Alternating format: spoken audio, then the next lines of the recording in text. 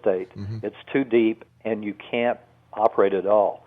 So when I go into an alpha state, I sit at a computer. I look at questions on a page that I've written down, and I ask these questions, and then I receive what Theo calls thought packets. Okay, and those are the answers to the questions, and I type them in. And then at the end of the session, which is normally typically an hour to an hour and 15 minutes, which I do like at 5:30 in the morning, so it's quiet. And at the end of that session, when I come out of it, I don't remember virtually anything that I've typed in. I have to read it over to know what questions I received, or what answers, I should say, I received. So this sounds just like high-tech automatic writing. Well, I guess it could be that way, except it's not automatic, because I have to ask specific questions. So what questions have you asked, and what are the answers that you can share with our audience? Sure. I understand that this must be a very personal communication that you have. Oh, sure it is. And, regarding multiple lives, Theo says that we all have had multiple lives, although there are what are called newbies, where they're actually people being born into this time frame that have never had lives before, or maybe it's one of the first 5 or 10. And he says those people struggle and a lot of times sink. They're just not able to handle the life, but they learn a lot. And then they go on and they may have lives back 10,000 years or 5,000 years. So it doesn't matter, but it's all for the soul's learning, because our souls all came from different planets and to take part in what's called the Earth experiment. So would you say that past lives has the ability to traverse time and space, that we can go back in time, forward in time in a past life? Yes, because all of those lives, past and future, Theo says, are taking place at the same time. Time is an illusion for us. When our souls set up this Earth experiment, this game, they set up a time loop where all of these lives are going on at the same time, and they all affect one another. Fascinating. So, what is the main reason for reincarnation? Like you said that you've come back, you've had 1,000 past lives. Why? Why keep coming back? Yeah. I look at it and I say, once is enough, thank you very much. Sure. Everyone has that takes part in the Earth experiment. Every soul, and each soul has what's called a soul cluster having lives on Earth. And each soul cluster has 6 to 12 soul fragments having those lives, okay? But at the same time, your soul is so powerful that it may be having 500,000 to 1 million other lives all across the universe for its learning. And the souls are taking part in this Earth experiment. They volunteered to take part in the Earth experiment to raise their vibrational levels.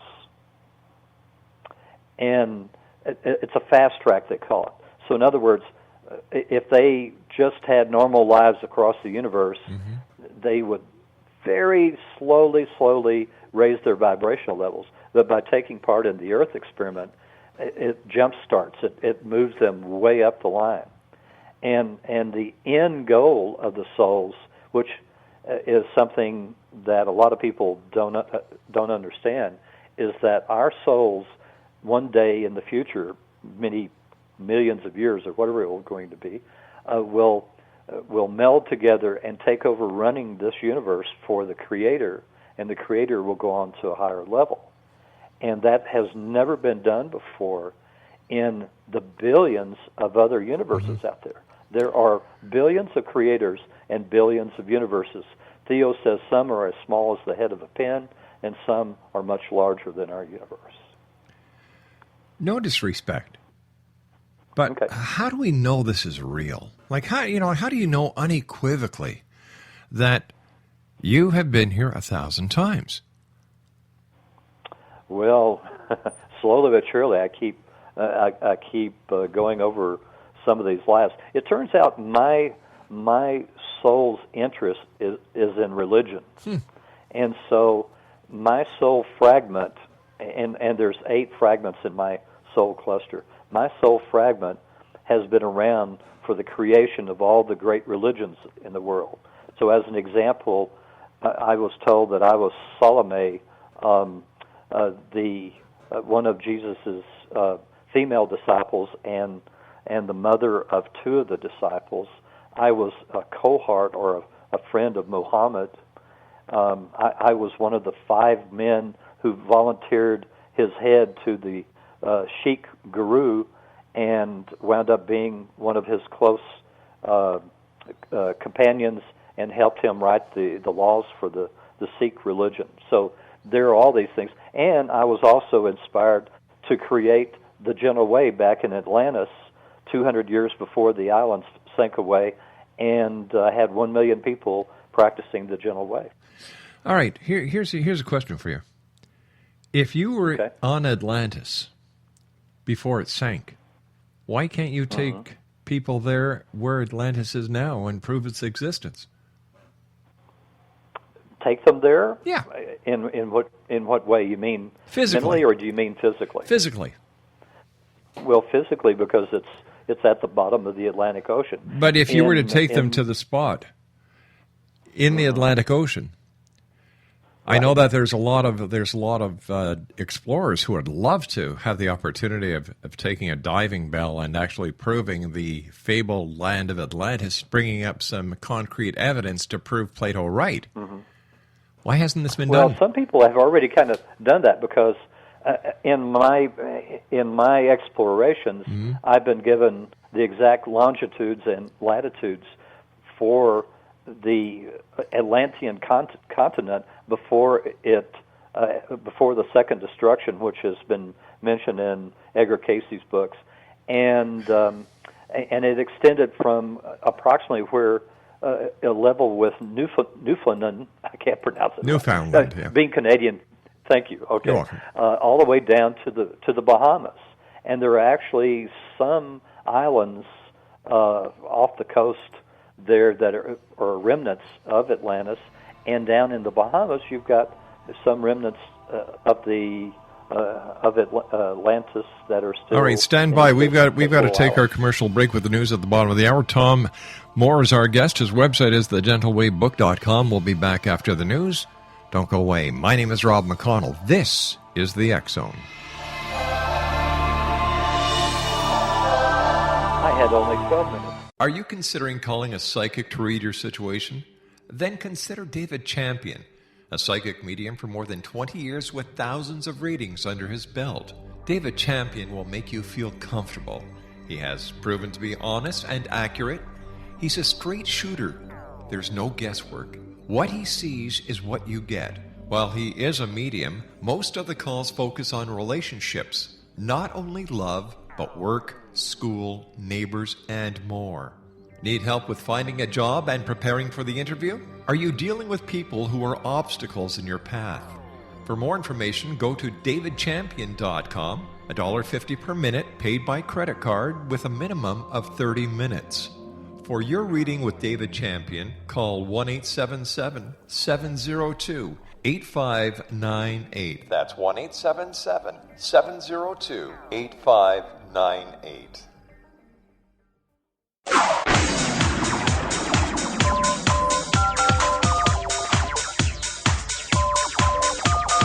Now you can dial in to listen to the X Zone radio show from anywhere in the world with Rob McConnell 24/7, 365 by dialing 213-401-0080. That's 213-401-0080. If you have a mobile phone or landline, the X Zone radio show with Rob McConnell is now at your beck and call at 213-401-0080. That's 213-401-0080, 24/7, 365.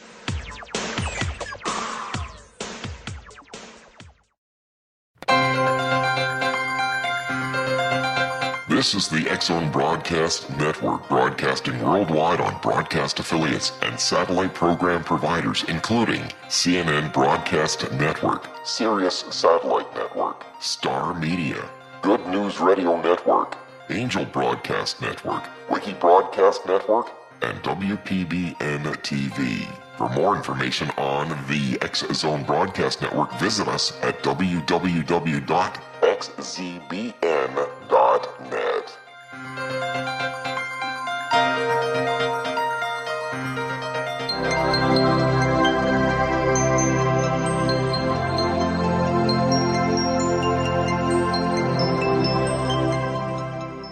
This is Elizabeth Joyce with Stargazing, week of June 2nd to June 8th on the X-Zone.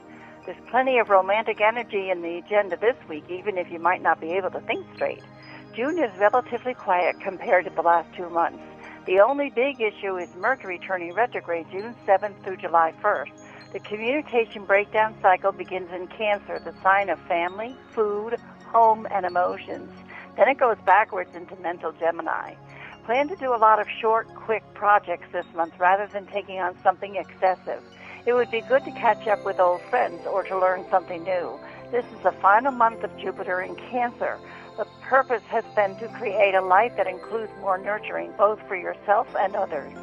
Monday the 2nd is particularly a good day for sharing with others. Remember that Mercury turns retrograde at the end of the week, so take care of communications and date scheduling now. On Wednesday, the love planet Venus in Taurus will embrace enchanting Neptune in a supportive sextile. This aspect guarantees that earth and water signs will enjoy succumbing to the hypnotic spell of their sweetheart. Creative pursuits are also favored. There are 2 grand trines on Thursday the 5th. This is auspicious, but it moves through very quickly. Do something nice for yourself. One triangle is the feeling of water signs, Cancer, Scorpio, and Pisces. The other is the practical earth signs of Taurus, Virgo, and Capricorn. Be productive, but make sure your emotions are engaged in projects towards the end of the week. And on Friday, the Sun is in Gemini, and that will be a supportive link to Uranus. High voltage energy, along with clever ability to move forward in your progressive personal agenda, will become second nature. Everyone will enjoy focusing on what promotes their individual expression. In fact, this is what will make you come alive. The moon is in social Libra for the weekend. Confirm your plans and practice adaptability because Mercury turns retrograde on Saturday. That trickster planet is ready to cause trouble again. Mercury retrograde begins in sentimental Cancer, but will spin backward until July 1st. You might spend more time strolling down memory lane or dwelling on a family situation you wish you could do over. If you open your heart into it, maybe you can.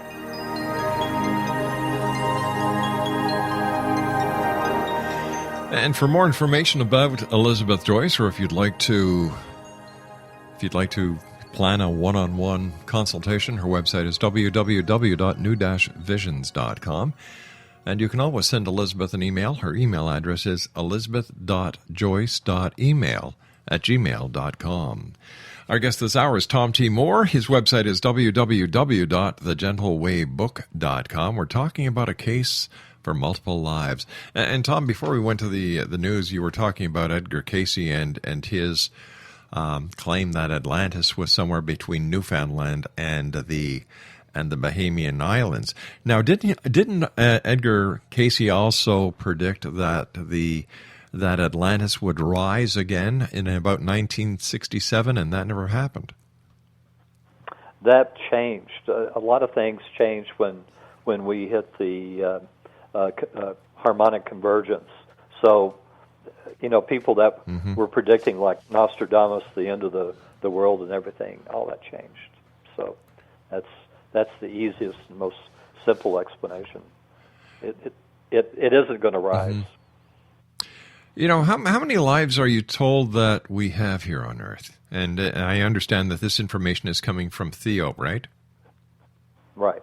Okay. Theo says that the average person or the average soul fragment will have 600 to 800 lives on Earth.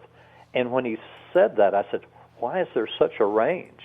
And he said it's because of your souls, which some people also call your higher